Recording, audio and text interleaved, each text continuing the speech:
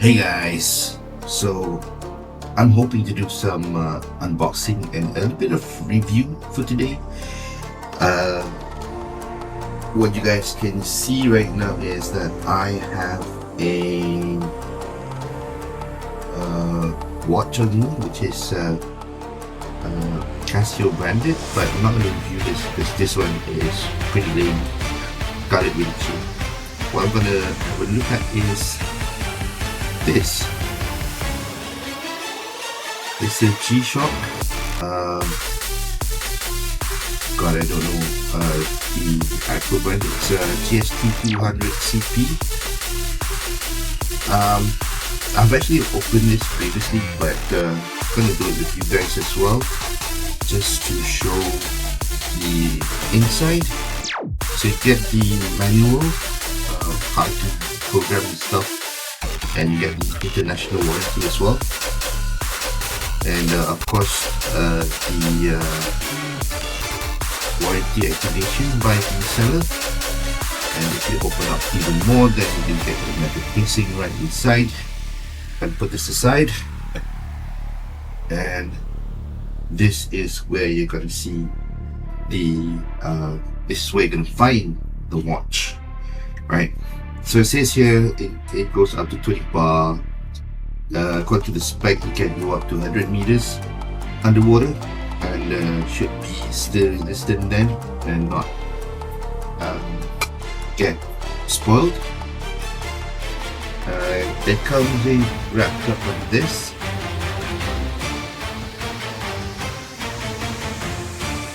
And you get a bit of a cushion right in the middle. Take it out, and of course you get tagged with the watch as well. And you get the wrap thing right around here. I previously removed it, but I'm gonna be upfront here. This was all paid by myself. I am not sponsored, and everything was paid to me prior to receiving this item. Again, you might not be that clear from this point of view, but I'm gonna pause for a bit and try and get into the close-up view in a minute.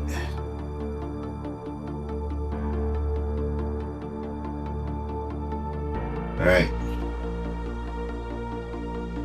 so let's try and open this up so that you guys can have better view of the actual watch face.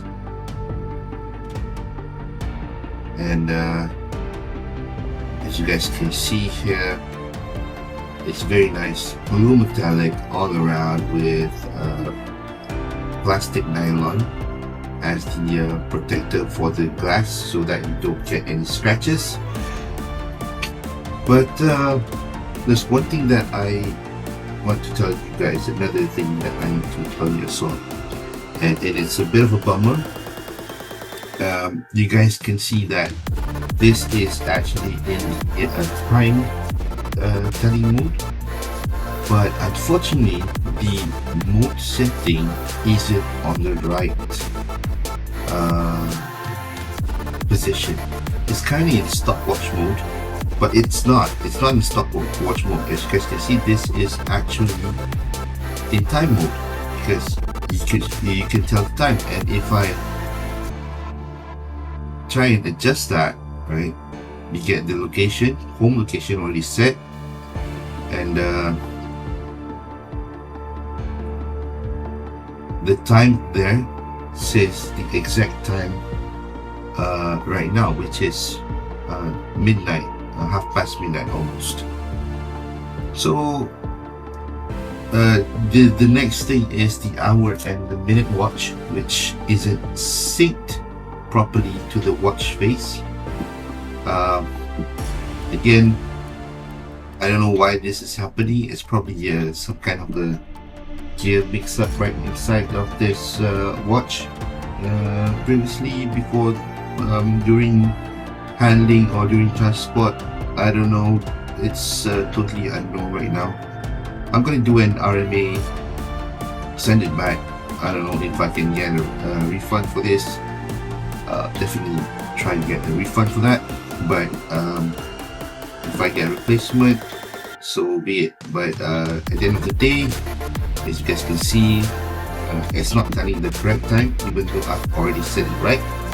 And definitely the mode settings are also incorrect. So again, let's just have a look at the features. We do have the time telling mode, which is kind of where you're on, and then we have the world time mode, which if I press the mode, it should have been shown at the WT, but unfortunately it's somewhere else. But you guys can see here, there's London. I can change to other locations, Madrid, Paris, and so forth, right? And if I click again, it should go into the stopwatch mode. Can start, time, stop, reset, and then I can go to the next mode. I don't quite remember what mode this is, but pretty sure it's not alarm. And the next one should be alarm. So there's multiple alarms: alarm 1, alarm 2, alarm 3, 4, and snooze. So I haven't set it up since the time is not correct, so I can't really actually tell the time properly, and I cannot use the time properly, so it's not set up for the actual alarm. So yeah, and then we go back to time telling mode, which is what we were on previously. Yeah, so that's about it. G-Shock GST 200CP. It's a nice watch, nice build, but unfortunately there's something wrong on the inside. You can't tell the time correctly. The electronics are fine, but the hour watch and the minute watch isn't correct. And as you guys can see, the minute watch actually jumps here and there every now and then, and I mean, like 1 minute can sometimes be 5 minutes on this watch face, which is a bit I guess frustrating for me for spending this amount of money. It's not cheap, mind you guys. It's, even though it's on discount at 725 ringgit, but still it's not cheap. The original price is roughly around 1,000 ringgit.